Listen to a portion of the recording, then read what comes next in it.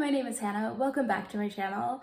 I have been so busy the past little bit. We've had visitors, but now school is starting. I am back in a routine and I am excited to do some more consistent reading wrap-ups. So I've read a few books that I'm excited to talk about, so let's just jump into that. I picked up the book Now Is Not the Time to Panic by Kevin Wilson.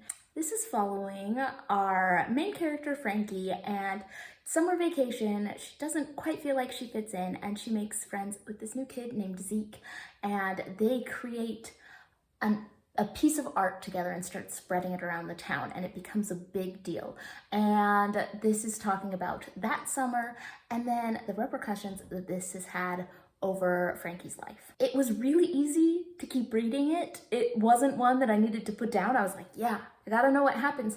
But also, it felt like it was kind of a lot going on over not much, you know? Like, wow, this was some kids putting up posters and you're saying all this crazy stuff happened, which, I mean, to be fair, could, but it seemed a little overblown. So I enjoyed the writing. I thought it was good, but I just don't feel like I really connected to the plot as like super important, you know? It was a little bit like, okay, cool, I guess that's happening. I think what I really appreciated was the author's note at the end. The author explains why this phrase that is repeated over and over again in the book is so important and why this book has a lot of meaning to him. And so I think coming from that perspective, I can see why this book would be a good one, but it almost feels like it's a good book for him. It is his personal book that was important. And for me, looking at it from the outside, it was okay. Like, honestly, this ends up being like 3 stars, not bad, not great, but like a solid read. I had a fun time, so no real complaints here, but I'm not gonna say that this was my favorite book ever. If you've read this, did you get like some sort of deeper meaning out of it? I mean, just kind of like, it's got that like coming of age kind of story, figuring out who you are, but I don't know if I quite connected to it on a deeper level. Now, I did pick up the 3rd and 4th Heartstopper books because they take 10 minutes and you can, you know, go back to my last video and see what I thought of the first 2. I thought these were cute, but short. I think I liked all of them just fine. I think the 4th one was probably my least favorite so far, just because the format changed. Instead of the like quippy back and forth dialogue, a lot of it was very centered on some journal entries, like, here's what's happened the past few months. And that was fine. I think like subject-wise, it was great. It just wasn't quite the format I was planning on going into. So I don't know if I loved that quite as much. I didn't feel like it was as strong as the other ones, but overall, cute little series, graphic novels, if you want to read something really quick. Caitlin over at Bandy's Books recommended the book Arsenic and Adobo. I am glad I picked it up.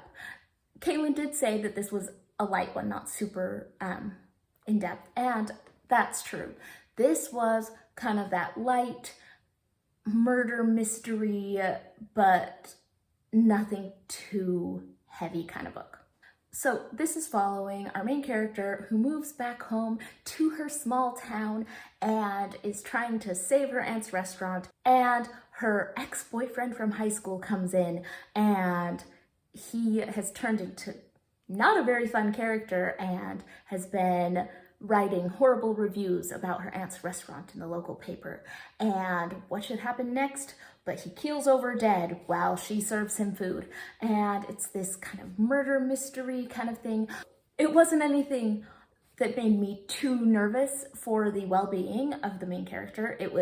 But it had a little bit of suspense where I think it was successful, and this is why Caitlin recommended it, is it had really great descriptions of food.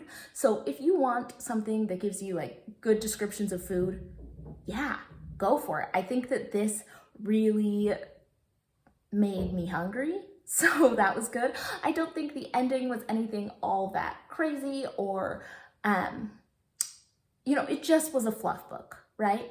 I think my only like actual complaint, other than like I thought it was really good for a fluff book, was that it's just that trope that I think is just driving me nuts, and it's probably my own personal problem, but it's that trope where, you know, the small town girl moves to the city to make it big, moves back to her small town and realizes that she was meant to be in the small town all along, and she really was selfish for leaving behind all the people in her small town, you know, that kind of thing.